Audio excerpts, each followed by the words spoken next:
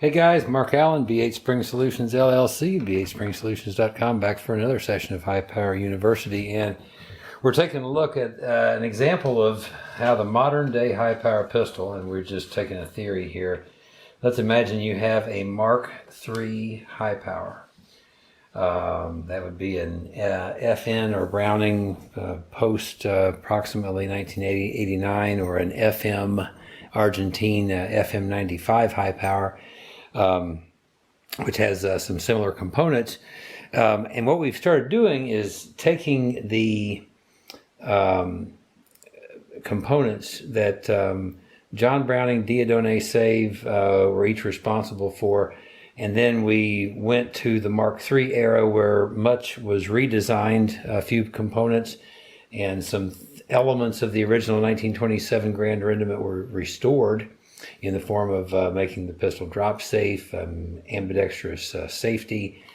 And now we're up to the SFS system being involved.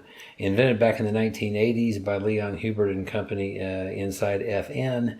It redesigned many of the components that Dieudonné Save had designed, some of those taken from John Browning's original designs, and those were redesigned into a different operating system at one time, believed to be what FN foresaw as their 21st century operating system. An operating system that's considered an FN factory operating system because they did build 5,000 high powers in 2003 and 2004 with the SFS system, acquired from Leon and his company RDIH in Liège, Belgium, and those were built out in 2003 and 2004. So at this point, that's where we're up to. Now, let's say you have a modern day high power pistol and it's got those elements. It's a Mark III, it's got the SFS. This is basically how the component situation in terms of where did these components come from, who designed them. And the next thing we would do is talk about the recoil spring guide rod. This was an actual redesign outside of FN originally by the founder of EFK Fire Dragon, then later redesigned by BHSpringSolutions. And if you have one of those, that corrected a couple of things. One, it makes it a lifetime part, which Dieudonné Save's original recoil spring guide rod is not a lifetime part, so that removes that from Dieudonné Save's parts list that he's responsible for creating in the high power pistol. If you've got one of those buffering recoil spring guide rods, also helps to buffer the recoil. That's going to land approximately in this area right here, because Dieudonné Save definitely pioneered the idea of the recoil spring guide rod controlling your slide stop. But the buffering recoil spring guide rod, that was, and as we know it today, that is going to cross over to EFK Fire Dragon and BHSpringSolutions.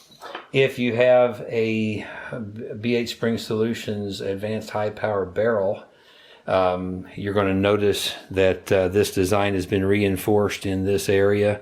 That is to help protect against that fracture tendency. We talked about it in an earlier session. This would have been a design inspired around the time of Leon and company at FN. But this is literally with the help of Leon Hubert and EFK Fire Dragon and all the design requirements initiated by BHSpringSolutions, the modern day barrel, if you have one of these BHSpringSolutions advanced barrel for high power, it's going to cross some designer lines to an extent. And that's who would be today responsible for your barrel. Actually, it would go like this, because this whole barrel design really initially in the beginning belongs completely to John Browning. So now that I've said that, really we need to ease this kind of more over in that direction. And finally, the trigger subassembly. If you happen to have the BHSpringSolutions advanced trigger subassembly for high power pistols, That includes the trigger, redesigned trigger lever, and of course trigger return spring redesigned, and adds a magazine eject assist spring. So in other words, it's a function that helps your instead of just gravity having your magazine fall out, it's assisted and persuaded out by a spring that's helping you to do that. And if you have one of those BHSpringSolutions advanced trigger subassemblies for high power pistols, that trigger subassembly would be landing right over here in this area, first of all with John Browning, then with Leon Hubert and my partner and myself. We were also designers of that new redesigned trigger subassembly. So as that would bring the high power pistol just about up to 2020, and what we believe to be the best of components that really have worked to make up for a lot of the shortcomings that Diodone Save's work in the P35 originally kind of proved to be. We still give Diodone Save credit for the high powers extractor and all the pins and the extractor spring. These definitely belong to Diodone Save. If you have a Mark III SFS and you've got the latest components from BHSpringSolutions, the recoil spring, guide rod, buffering, and the new advanced barrel, and the new advanced high power trigger subassembly from BHSpringSolutions, which as we're making this video is a product that is just within a very short time we're going to be announcing that product. However, if you have a high power configured with the components that I was just mentioning, in your high power today, there are really more components that are designed or exclusively designed by Leon Hubert than Diodone Save. Definitely more components designed by John Browning than anyone, bar none. But in terms of actual numbers of pieces and parts, which really the cumulative number of pieces and parts that were added to the P35, which nearly doubled the total number of parts that John Browning put in the 1927 Grand Rendement. There was something about John Browning, folks, in 1922 that was not human. And I mean this in all of the best possible ways, but there was something about that ability that allowed him to do what he did over and over again. And then we look at this 1927 Grand Rendement, 98 years later, we marvel at this design work that went into this. It was at a level that 98 years later we still don't understand.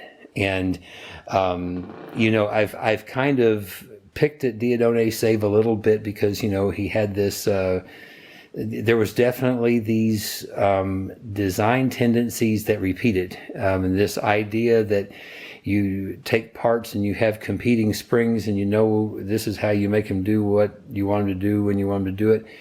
John Browning talks about making the parts cooperate with each other so the parts do what they naturally have to do, and they're not. In other words, what John Browning put together and engineered involved parts doing what those parts naturally want to do because that's how they're made and what they're made to do. Diodone Save had a more elementary approach to things.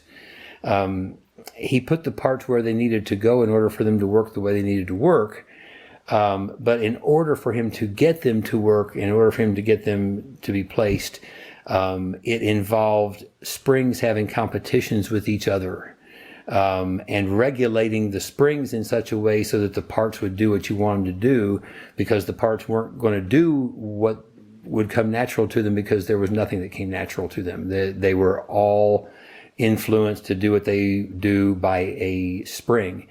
John Browning talks about the parts in the bolt, breech bolt assembly on the 1927 Grand Rendement doing what they did. In other words, when the slide would start rearward, it would start a chain reaction of events where the parts reoriented themselves back into the cocked position and cocked the mainspring at the same time. And there wasn't like springs all over the place making these things do what they were doing or not do what they, he didn't want them to do. These parts just cooperated with each other and they just all did their job, and it was reliable because the parts were doing, number one, what they were naturally made to do and cooperate with each other to do. And he had a keen genius level ability to make designs in a way that they would do that perfectly. And when we see and we can get an image and a vision of John Browning's last handgun design, and then we start to see part by part how Dieudonné Safe brought this thing in, it's unmistakable.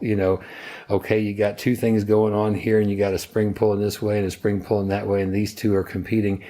And you can get away with that, and you can do it. And as long as you got healthy springs, it's probably going to work out. But the minute you don't have healthy springs, things just start going to pieces. And that's been a reputation of the high power pistol. And it's not a knock on the high power. It just is.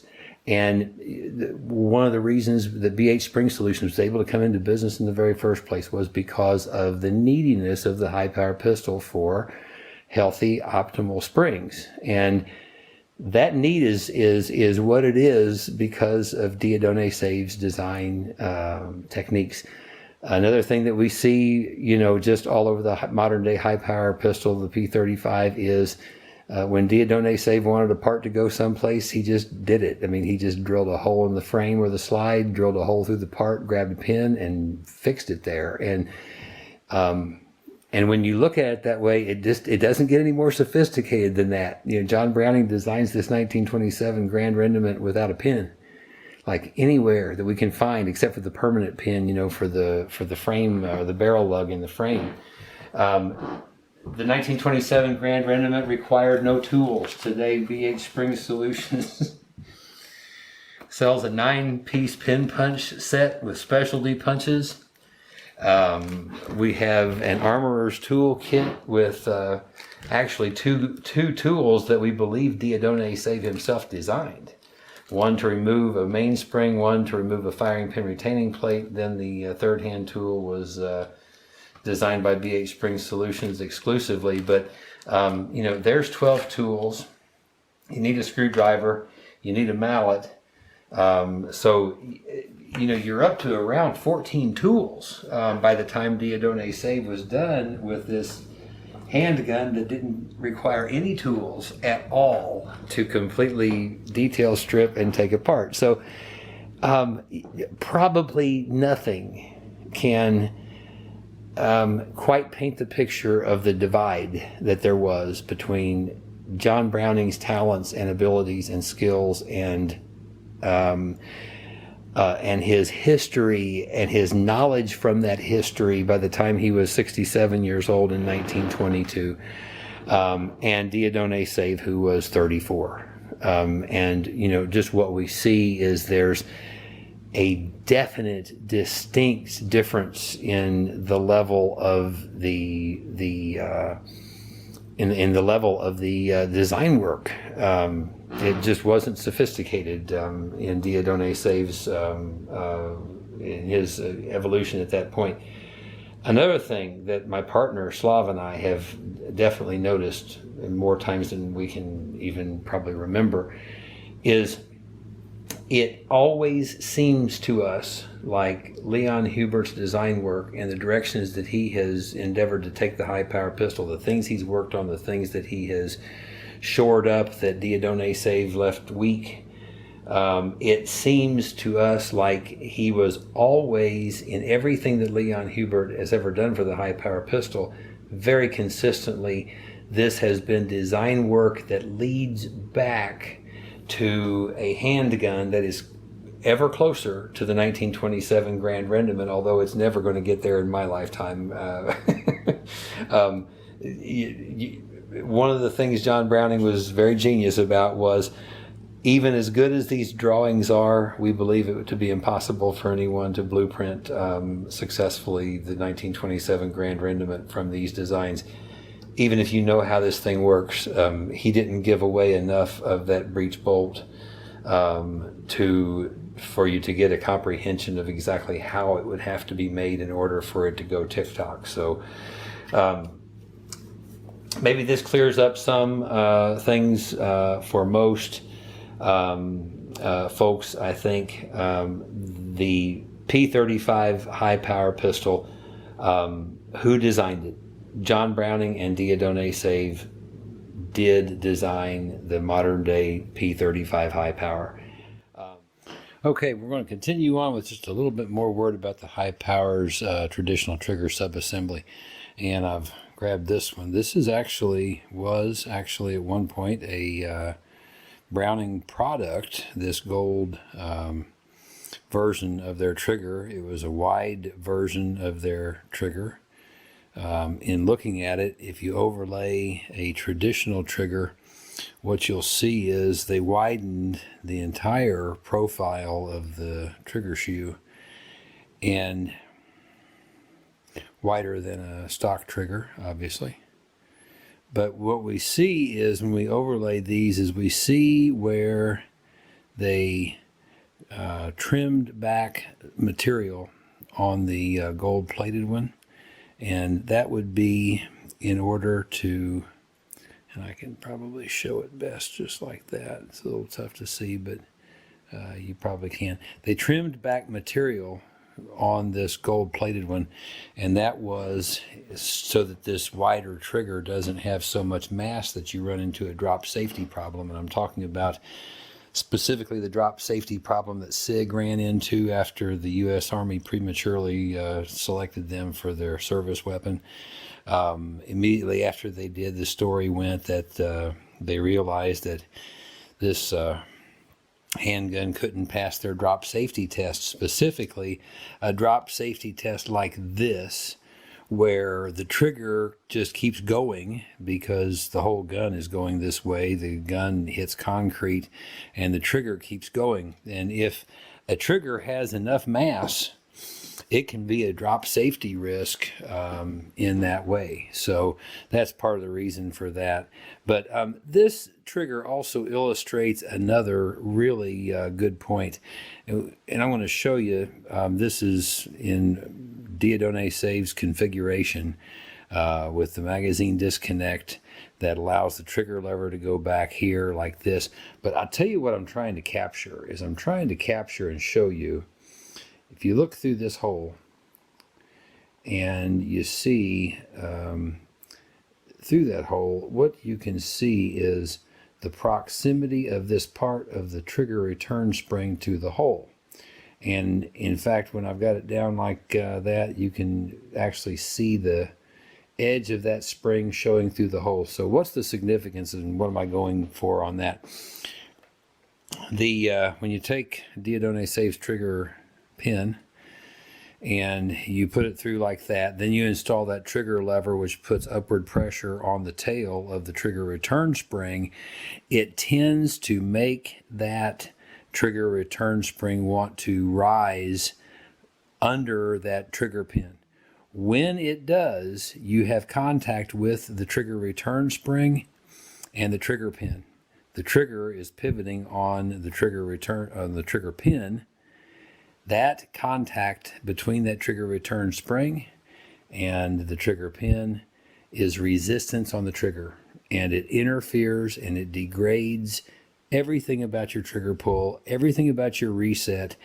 And this is not John Browning's doing. This is part of Dieudonné Save's revision of John Browning's trigger design. But when he did this and he made the trigger pivot on something besides its own self, which John Browning's trigger had arms that basically kind of duplicated this trigger pin. And so those arms pivoted like this, and the whole thing pivoted, and the trigger return spring that John Browning designed would have been pivoting with the hole. This is not a problem. And so if you had a similar design where this pin was arms coming out and that's your pivots, if you have your trigger return spring running underneath there, running underneath that arm, it's no problem. But when the trigger pivots now on a third party, on a pin, and you have that trigger return spring that is mounted to your trigger rubbing on that pin as the trigger goes like this, that's a completely different story. And this is a subject that has not been talked about very much with the high power pistol, but it is a design deficiency. It's a design flaw. And there's almost no way to make this trigger return spring that Dieudonné Save designed perfect enough, because it needs to run under that trigger pin hole. It needs to run under the trigger pin, and ideally it needs to stay out of contact with that trigger pin when it's pivoting. Pressure from this spring just causes resistance when the trigger is pulled rearward, resistance when the trigger is being pushed forward or returning to its forward position. It's just terrible. It's bad for business. And this is one of the design elements that the high powers trigger has fought for years, and there was no fix for this other than you just have to live with it because it's a bad design. The magazine disconnect, everybody knows about, pretty much kind of how that works and the downsides of it. That is a Dieudonné Save product, we can be sure, and so that stayed. A lot of people don't understand that part of the compensating, and this again, these competing springs, part of the compensating factor for this design deficiency that puts this trigger return spring in contact with your trigger, which causes the trigger to not want to move. This magazine disconnect, when you pulled against it and compressed it, when you let go of the trigger, this magazine disconnect pushes the trigger back forward. It's part of your reset equation. And so again, you get these competing springs, working, in opposite ways. The BHSpringSolutions Advanced Trigger for High Power Pistols is a completely redesigned trigger, and that's what we've got here. One of the things you're going to notice, and you can see this, is the trigger return spring, the mounting hole for the trigger. These things are far apart. They're not even close. There's all kinds of margin. When a trigger pin goes through here, that trigger return spring is not even close to the trigger pin, as you can see. And what that means is the trigger is free. The trigger is not encumbered by its own spring. And the spring has a chance to do its job, based on its strength and not based on what it needs to overcome with contact with a trigger pin. The trigger lever in the BHSpringSolutions Advanced Trigger Subassembly for High Power is redesigned. You're going to notice that the lever, looked at from this angle, has got an arc to it. John Browning's trigger pawl he had in his 1927 Grand Rendement, it also had an arc.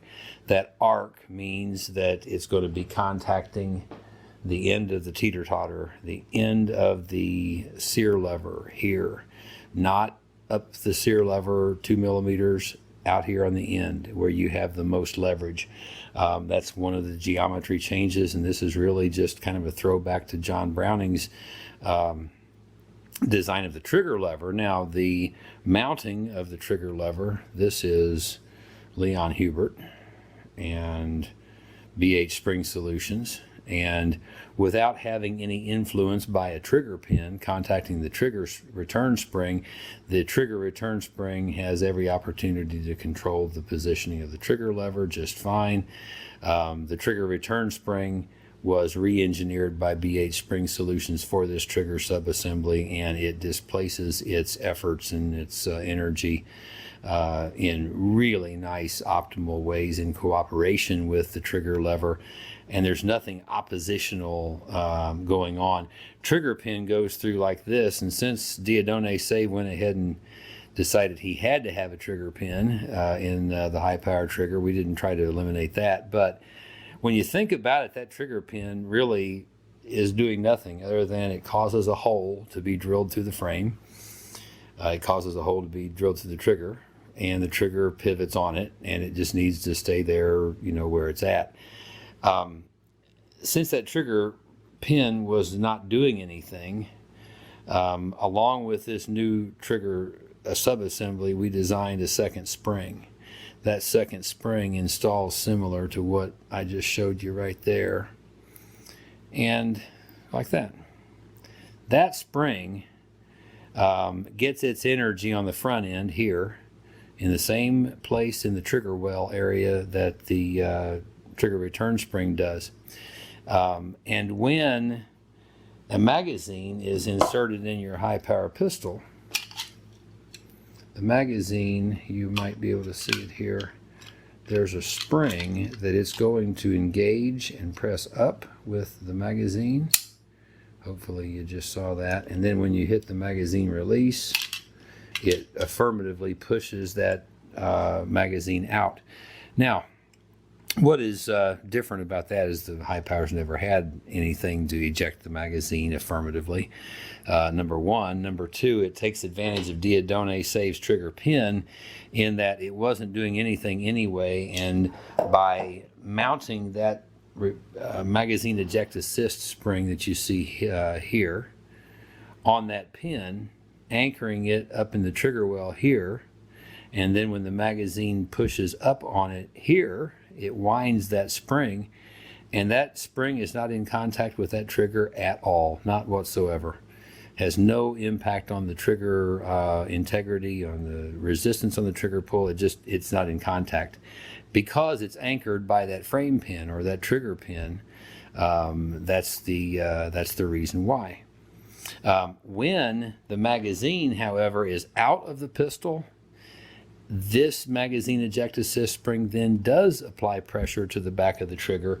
So when the magazine is out of the pistol, you get a more resistant trigger pull. It adds about 1 pound to 1.5 pounds to the resistance on the trigger. Then when you take that off because you have a magazine in, it's a much lighter trigger pull by about 1 pound, 1.5 pounds. What we did there was it gives your finger feedback, and if you feel that heavier trigger pull, you don't have a magazine inserted, you're about to spin the one in the chamber, and that's it. So that's all that spring does, and it's of no effect when the magazine is inserted. Back to the trigger though. This BHSpringSolutions Advanced Wide Trigger for high powers that goes together just like that. We'll go ahead and drop the components out of it. What you're going to notice is, and Leon Hubert was the design person behind what I'm showing you now, is when we went 9 millimeters wide with this trigger, he was very conscious that this was adding mass to the trigger, and you got to compensate for that somehow, so you don't have a drop safety risk because you got a heavier trigger. He did that by making the face of the trigger shoe, the engagement part with your finger, only that much of the trigger. Then you take a look at the back, and the width of the back of the trigger shoe area, that's the width of a standard high power trigger. And then there was more weight taken off in this area so that this trigger remains drop safe. In designing this, we did keep the positioning of the trigger pin forward on the trigger. That makes an advantage when you start rocking it this way and getting leverage on the teeter-totter. The pivot point is here, and we're putting pressure ideally back here. and that helps with the trigger pull. So this was really Diodone Save who did that part. That definitely stayed a component here. We got more clearance with the trigger return spring, like what I said. The trigger lever itself is simpler to install. It really cooperates completely with the trigger and just installs that kind of simply. And finally, we did look to keep the positioning of the trigger more like John Browning designed positioning of triggers. And if we can get some daylight on this, you'll see the difference. This one here is a stock high power trigger. This is the BHSpringSolutions advanced trigger for high powers.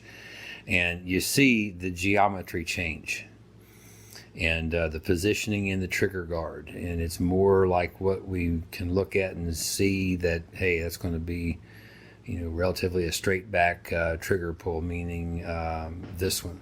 And that's true. That's much more leaning towards John Browning's kind of design work. And so I think that's about everything I wanted to mention about the new BHSpringSolutions advanced trigger for high power pistols and showing what it is. We believe this high power trigger from BHSpringSolutions and Leon Hubert RDIH brings the trigger subassembly back much more in the direction of John Browning's original trigger subassembly. There's no way to make a one-stage trigger pull where you have a progressively harder to pull trigger just before the break. You still have the take up and the wall and the break and the reset.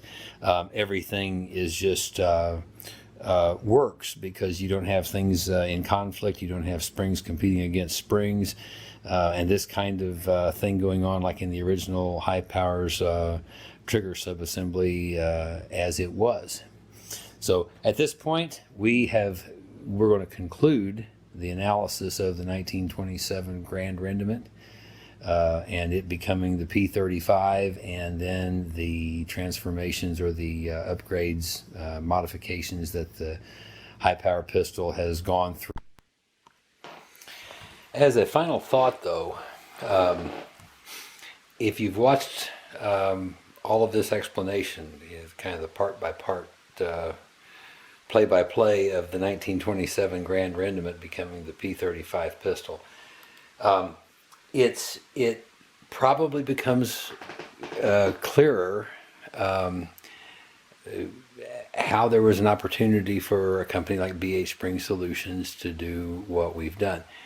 And as you've seen very, very consistently, the answer is in essence addressing the deficiencies that Diodone Save's design work brought to the high power pistol, because inevitably these are the areas that can be improved, and always the way to do that has been to lean back towards John Browning's design work. FN did it when they did the aluminum frame high powers.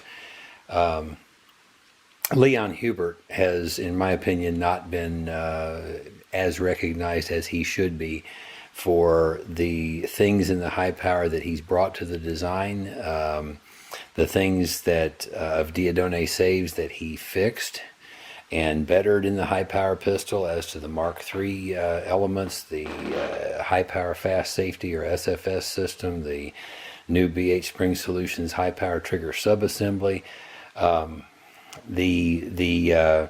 The things that Diodone Save definitely, we think, probably can lay claim to: the double stack magazine we believe to be probably his work.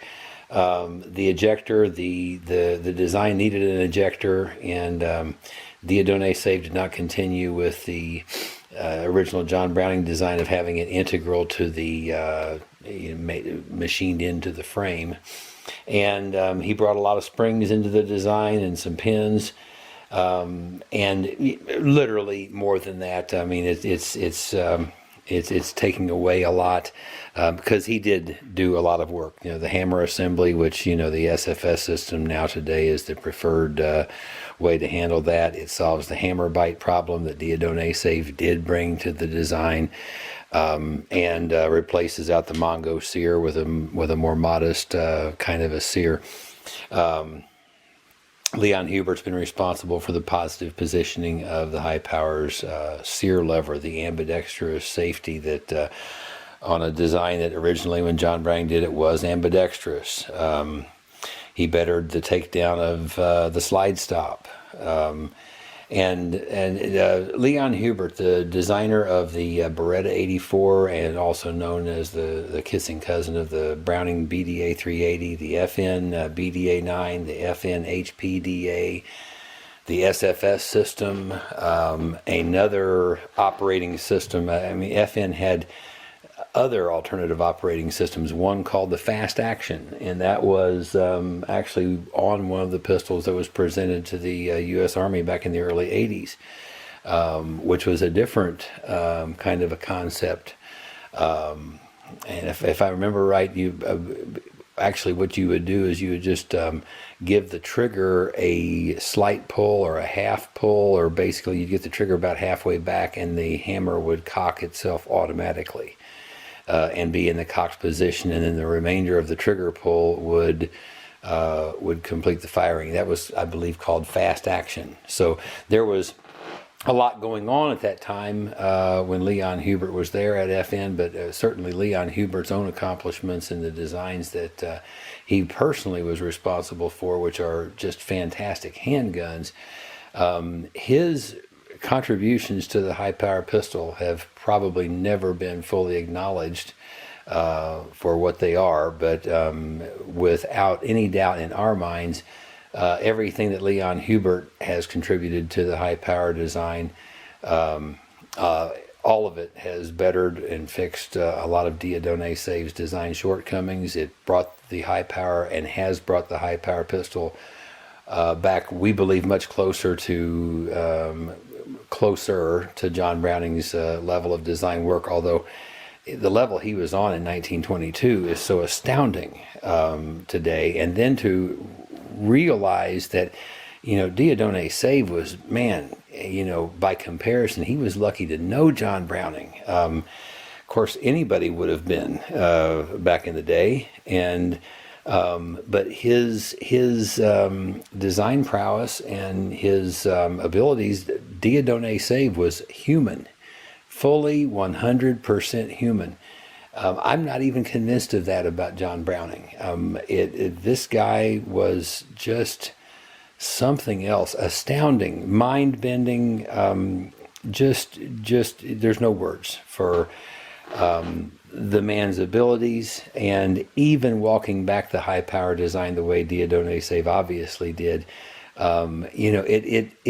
it almost didn't even matter, at the time, because even walking back one of John Browning's designs as much as it did to bring in the P35, still made it the biggest bad boy on the block, in those days and in decades and decades and decades since. And certainly a beloved pistol by those who call themselves high power enthusiasts today. If you wonder what makes the high power pistol so doggone fun, is because it's possible to do the modifications. It's possible to bring the high power up to standards that brings the high power design back to one that we believe is much more befitting of a John Browning design, or one that he certainly was, definitely the most influential designer over. But it just, for me, it becomes so much more obvious how far head and shoulders John Browning was above Diadone Save. And there's always been this debate and this question: why can't people just admit that the high power is Diadone Save's pistol? Well, okay, it also never ever would have happened without John Browning at all. and in its modern day context, we believe has moved back much closer to what John Browning's form, fit, function, safety level, the whole package. Hopefully it's moved back closer to what Mr. Browning might have